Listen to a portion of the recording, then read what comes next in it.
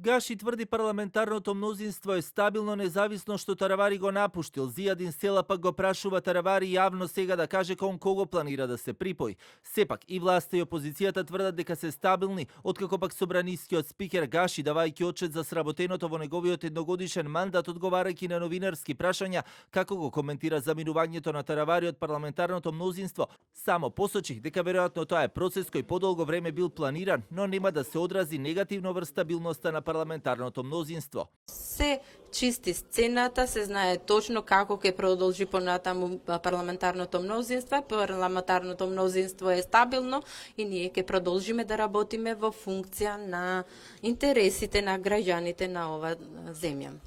И додека Гаши уверува дека парламентарното мнозинство е стабилно, Зијадин Селапак денеска од прес-центарот на собранието јавно ја праша власта. Ако е така, зошто пратеници кои до вчера беа во вреди, сега размислуваат за евентуална идна соработка со Европскиот фронт, но јавно го праша Таравари да се изјасни дали планира да се припои сега кон Европскиот фронт, за потоа тој да го кажал неговото мислење.